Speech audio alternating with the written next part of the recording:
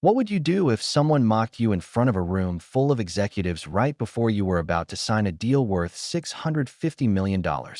Walk away and lose everything? Or swallow your dignity and sign? This is the true story of Dr. Amara Johnson, a black tech CEO who faced exactly that choice in a Manhattan boardroom in 2023. And what she did next didn't just shock the people in that room. It sent shockwaves through Silicon Valley and became a masterclass in knowing your worth. It's February 2023 in a glass-walled conference room on the 47th floor of a Midtown Manhattan office building. Dr. Amara Johnson, 41, founder and CEO of Nexus AI, sits across from the acquisition team of Titanium Ventures, a private equity firm managing $18 billion. On the table is a term sheet to acquire her company for $650 million, the culmination of 8 months of negotiations. Amara built Nexus from nothing, a bootstrap startup she launched from her garage 7 years ago after leaving her PhD program at MIT. Her artificial intelligence platform for healthcare diagnostics now serves 200 hospitals nationwide and has saved countless lives through early disease detection. This deal would make her one of the wealthiest black women in tech and provide the resources to scale globally. Across the table sits 28-year-old Preston Whitmore III, whose primary qualification for being in this room is that his father founded Titanium Ventures 30 years ago. Preston has been present at exactly 3 of the 8 negotiation sessions, contributing almost nothing except skeptical looks and dismissive comments that his father, Preston Sr., keeps brushing aside. Today, as final signatures are being prepared, Preston Jr. is scrolling through his phone, clearly bored by the technical presentations from Amara's team. When Amara's CTO explains the proprietary algorithm that makes their platform superior to competitors, Preston interrupts without looking up. Honestly, how hard can the tech be? It's just pattern recognition software. My college intern could probably code something similar. The room goes silent. Amara's jaw tightens, but she lets it pass. 20 minutes later, as lawyers distribute signature pages, Preston makes another comment that crosses a line nobody should cross. Amara mentions expanding into African markets where diagnostic technology could have massive humanitarian impact, and Preston laughs audibly. Africa? That's your big growth plan? Maybe focus on markets where people can actually afford premium services.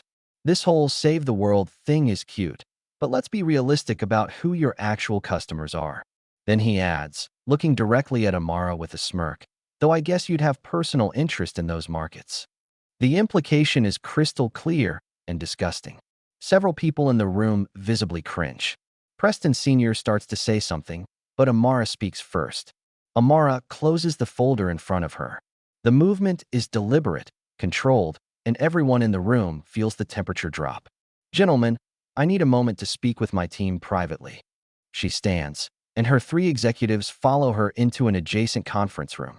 For 5 minutes, Titanium's team sits in uncomfortable silence while Preston Jr. tries to make a joke that nobody laughs at. When Amara returns, she's holding her closed folder, and there's something in her expression that makes Preston Sr. lean forward with sudden concern. Mr. Whitmore, Amara addresses the father, not the son. I want to thank you for 8 months of productive negotiations.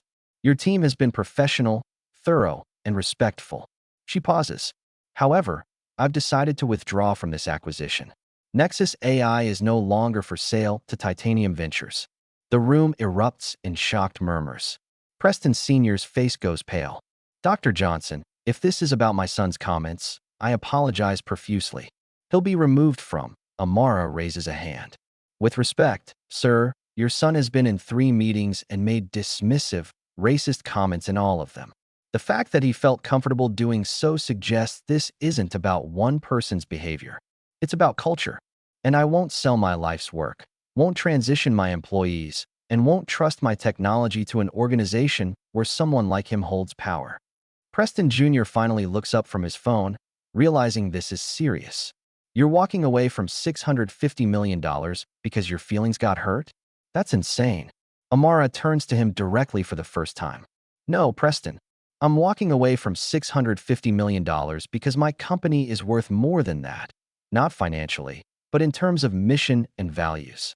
I'd rather keep building with people who respect that mission than cash out to people who mock it. She collects her materials. My company serves 200 hospitals. We've helped detect cancer in over 14,000 patients in early stages when it's most treatable. That work will continue and expand, just not under your ownership. Enjoy your afternoon, gentlemen. Within 48 hours, Amara's decision is front-page news in TechCrunch, Bloomberg, and the Wall Street Journal.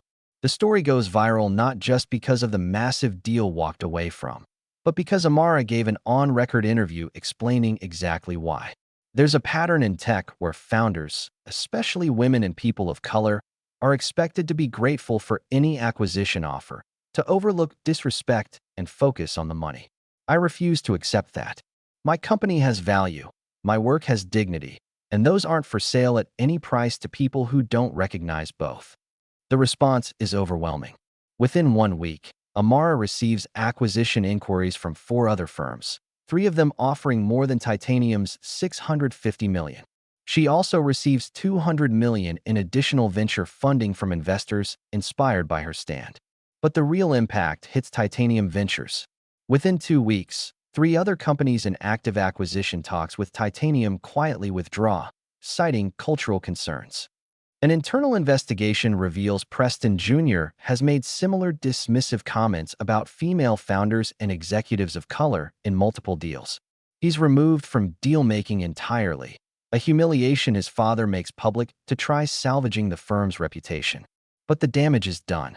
By year's end, Titanium struggles to close deals as word spreads that they're a firm where disrespect is tolerated at the highest levels. Meanwhile, Nexus AI thrives. In June 2023, Amara accepts an acquisition offer from a healthcare-focused investment group for $830 million, $180 million more than Titanium's offer. The acquiring firm publicly commits to maintaining Nexus's mission focus, including African market expansion.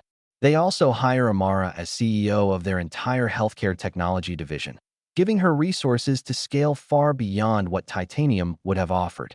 Preston Whitmore III becomes a cautionary tale in business schools about how entitlement and bigotry don't just hurt people. They cost billions in destroyed deals and reputation. So here's what this story really teaches us. Knowing your worth means being willing to walk away, even when walking away costs you a fortune. Amara Johnson didn't need Titanium Ventures' validation or their money badly enough to accept their disrespect. She bet on herself, and the market rewarded that bet with even better terms. But more than that, she sent a message heard across every boardroom. You don't get to treat people as less than and still expect access to their excellence. Respect isn't optional when you want someone's life's work. It's the entry price. If this story fired you up, smash that like button and tell us in the comments about a time you walked away from something because you knew you deserved better. Subscribe for more stories about people who chose dignity over dollars and won anyway. Because sometimes the most profitable decision you'll ever make is refusing to do business with people who don't see your value. And sometimes walking away from $650 million is exactly what it takes to find $830 million and your self-respect.